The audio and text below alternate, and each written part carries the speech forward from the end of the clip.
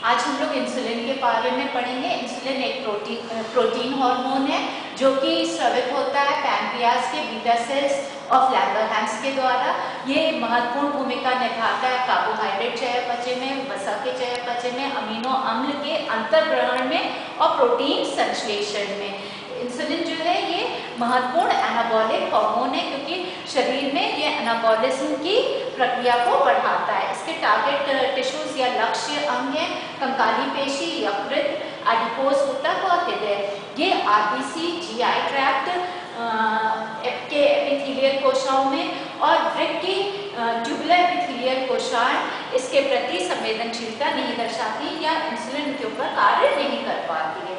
Insulin जो है वो हेटेरोडाइमेरिक प्रोटीन है, इसे जिंक आयन की आवश्यकता होती है तभी इसका क्रिस्टलीकरण हो सकता है। ये दो पॉलीपेप्टाइड श्रृंखला से बनी हुई है जो ए और बी है। इन दोनों पॉलीपेप्टाइड श्रृंखला में मिलाकर 51 अमाइनो एसिड्स होते हैं। दोनों चेन्स दो डाइसल्फाइड ब्रिजेस के द्वारा जुड़ी हुई होती हैं। इंसुलिन का संश्लेषण जो है वो पॉलीसोम्स में होता है जो कि रफ एंडोप्लाज्मिक रेटिकुलम जो बीटा सेल्स ऑफ लैंगरहैंस में उपस्थित है उनके बाह्य सतह पर ये पॉलीसोम्स उपस्थित होते हैं। जो इंसुलिन की अर्धायु है वो 3 से 5 मिनट है। 3 से 5 मिनट बाद इसका विघटन हो जाता है। इसकी कैटाबॉलिज्म यकृत, वृक्क और प्लेसेंटा में होती है। दो एंजाइम्स हैं जो इंसुलिन का विघटन करती हैं। एक है प्रोटीएज जो कि इंसुलिन विशिष्ट है और दूसरी इंसुलिनेज है। इंसुलिन का जो संश्लेषण है वो प्री प्रो इंसुलिन के रूप में होता है और ये 109 अमीनो अम्ल की होती है, पॉलीसोम्स द्वारा संश्लेषित होती है।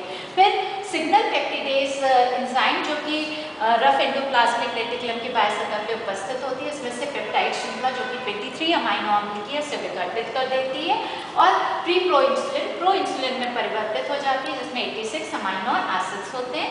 इस प्रो इंसुलिन पर प्रोटीएज और कार्बोक्सीपेप्टिडेज भी जो कि गोल्जी सिस्टर्नी में उपस्थित होती है वो क्रिया करती है और इसे परिपक्व इंसुलिन में परिवर्तित करती है जिसमें 51 अमीनो एसिड्स होते हैं और अणुभार 5800 होता है। ये दो श्रृंखला से बनी हुई है, ये बी श्रृंखला है और ये ए श्रृंखला है। बी में 30 अमीनो एसिड्स हैं और ए चेन में 21 अमीनो एसिड्स हैं।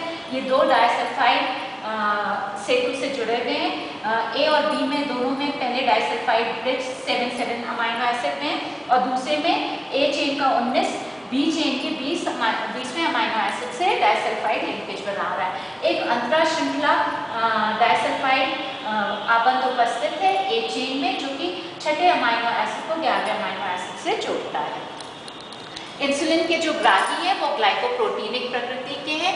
इन ग्राहियों की भी अर्धायु 6 से 12 घंटे होती है। ये हेटेरोडाइमर होते हैं, अल्फा 2 बीटा 2 से निर्मित होते हैं। इंसुलिन क्योंकि प्रोटीनिक प्रकृति की है, ये जल में विलय है तो ये कोशिका के बाह्य सतह पर इसके ग्राही उपस्थित होते हैं और उससे वो बंधन करके अपना रिस्पांस दर्शाती है। तो यहाँ पे इसकी क्रियाविधि इस प्रकार से इंसुलिन अपने ग्राहियों से जुड़ती है जिसके कारण ग्राही का संरूपण परिवर्तन होता है। विभिन्न ग्राही आपस में जुड़कर अणुझुंड या सूक्ष्म झुंड या माइक्रो एग्रीगेट्स बनाते हैं। ये रिसेप्टर कॉम्प्लेक्स जो है फिर इसका अंतर्ग्रहण कोशिका के द्वारा हो जाता है जहाँ पे ये एक या एक से अधिक सिग्नल्स जनरेट करता है या उत्पादित करता है। इंसुलिन इस प्रकार से कार्य करती है कि ये साइक्लिक एएमपी का मान कोशिका के अंदर घटाती है और साइक्लिक जीएमपी का मान बढ़ाती है। ये प्रोटीन फॉस्फेटेज 1 की और टाइरोसिन काइनेज के द्वारा अपना कार्य दर्शाती है। ये एंजाइम्स विभिन्न एंजाइम्स के सक्रियण और या उनके संदमन में महत्वपूर्ण भूमिका निभाती है। इंसुलिन जो है वो जीन एक्सप्रेशन को भी प्रभावित करती है क्योंकि ये विशिष्ट जीन्स के ट्रांसक्रिप्शन की दर को प्रभावित करती है। जो मेटाबॉलिक चयापचयी कार्य इंसुलिन का वो इस प्रकार से ये कार्बोहाइड्रेट चयापचय को निम्नलिखित रूप से प्रभावित करती है।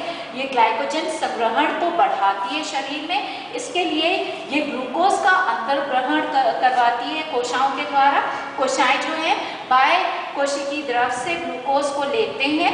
ये प्रक्रिया कंकाली पेशी और यकृत में अधिक होती है, अन्य ऊतकों में भी होती है। फिर ये पाइरुवेट को एसिटाइल CoA में परिवर्तन की दर को बढ़ाती है।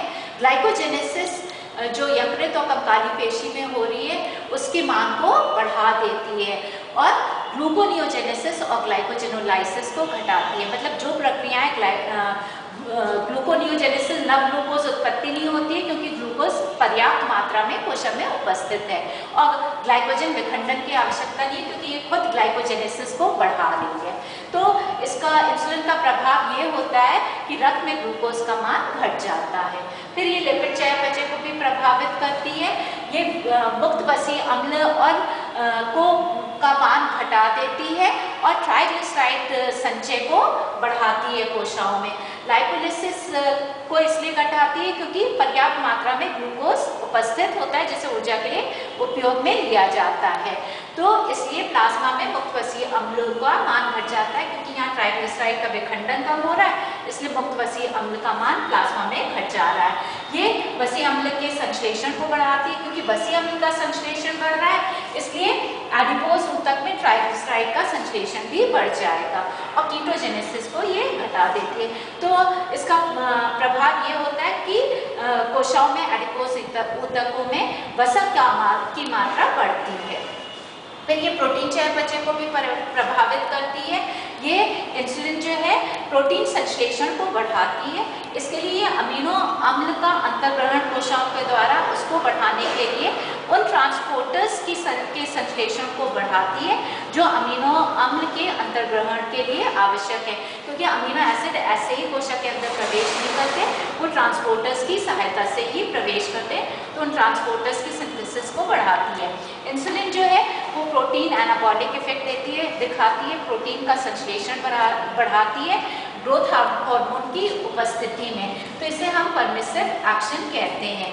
ये जो है प्रोटीन सिंथेसिस के मान को संश्लेषण को बढ़ाती है क्योंकि विशिष्ट आरएनए के संश्लेषण को, विशिष्ट एमआरएनए के संश्लेषण को बढ़ाती है।